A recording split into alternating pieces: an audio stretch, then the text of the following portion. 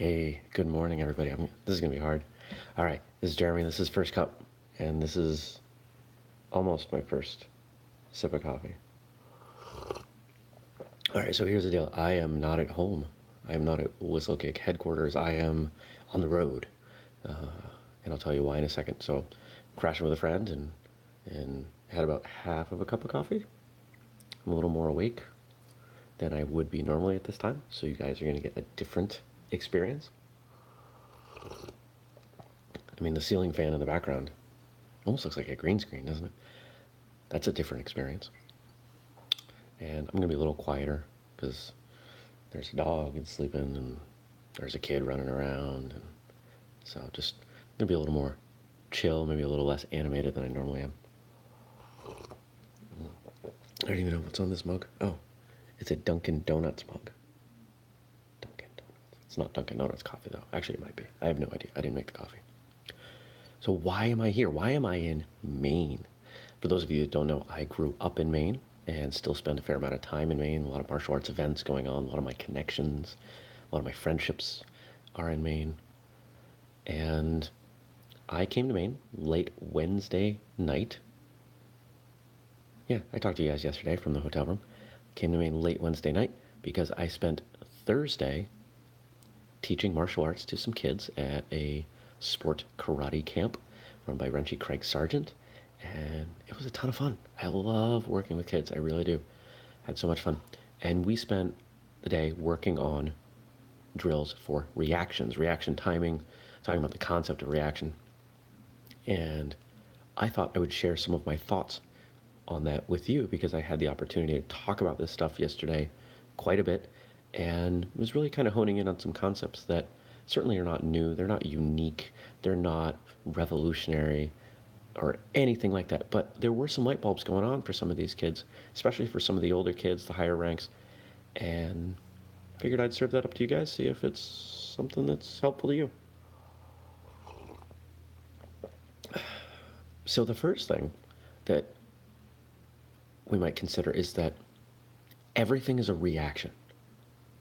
Unless you are kind of living in a bubble, unless you are engaged with someone in some kind of confrontation and completely oblivious to what they are doing, everything that you do is a reaction. You are doing something because of something they are doing. And when you start to look at combat, self defense, sparring, whatever, in that way, things start to change. You start to understand how important it is to be observant and how important it is to connect with your partner or your opponent in a way that sets you up for victory. The next thing we can look at, if we consider that everything is a reaction,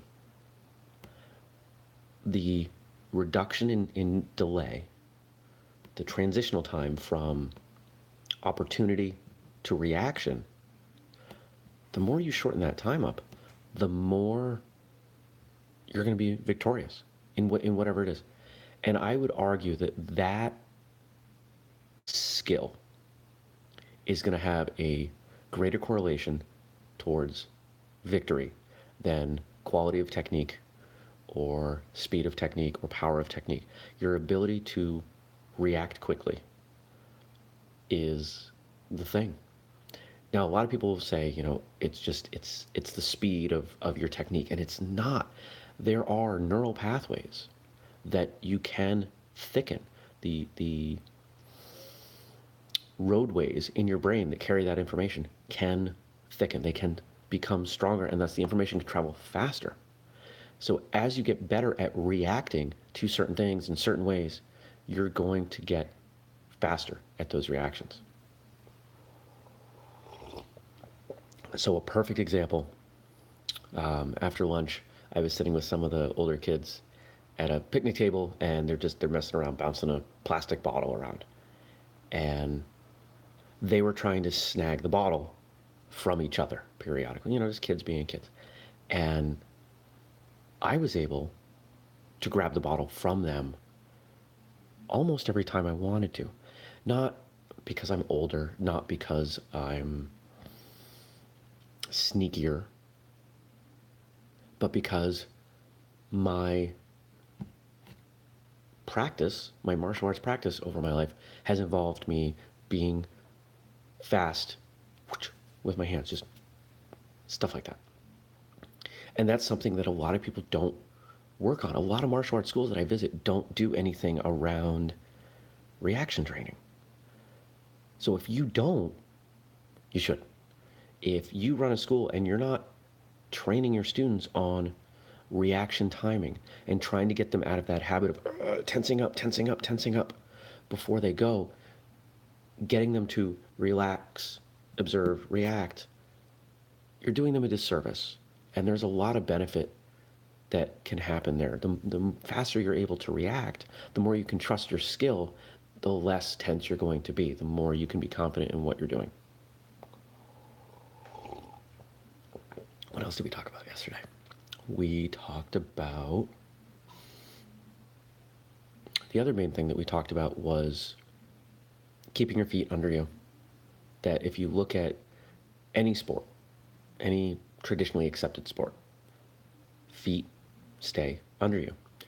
If you are someone who is a CrossFit fan, or perhaps you maybe were a Patriots or Eagles fan, you might know the name John Welborn. He founded the CrossFit football methodology, which has been disbanded, but he's still active. And John talks about this as the universal athletic position, the idea that your feet are under your shoulders, your toes are forward. And when most of us are sparring, we're doing that in a sense, we're turned sideways, right? So if I'm here, my body's oriented this way, my toes are facing this way, my opponent is to my, let's say to you guys, that's this way, right? That's my left. I'm facing this way, my hands are up, but my body is still facing this way. Most of us tend to get really wide with the feet, and there's all kinds of drills, all kinds of experiments that you can do to show how terrible this is. You have horrible reactions, horrible movement, because your body just isn't in a proper position.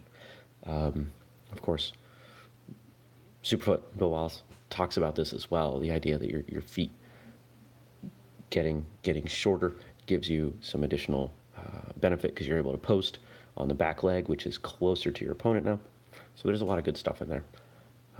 But I use the analogy of a sprinter. And how does a sprinter line up? And even these young kids knew, a sprinter sets up, feet under them, back foot, kicked back, heel up, butt up in the air, tension through the posterior chain, the hamstrings, the glutes, etc. And they're ready to move. They're ready to move in that direction. And the more your feet are under you, the more you can move. So that's it. That's all I wanted to share with you guys today. I'm going to go and be social again with my friends. They kind of cleared out, gave me actually the entire downstairs, which is kind of kind. Nobody's ever said that. So what do I want you to think about today? I want you to take a look at the way you react. I want you to notice that the things going on around you induce you to take some kind of action. And that the more you are able to observe, the more information, the more data you have coming in, the more you're able to process greater amounts of information. The more appropriate, the faster, the more effective your reactions are going to be to that information. So there's your homework for today. I will be back tomorrow. It'll be earlier again. It should be the normal time. We have Whistlekick team training a couple hours away, so I drive home, I sleep, and then I drive back out again tomorrow, because this is my life. I drive, make Whistlekick happen. All right, thanks for watching. Don't forget to subscribe, turn on the notifications thingy, so you can be notified when I go live, and I will see you all tomorrow. Peace.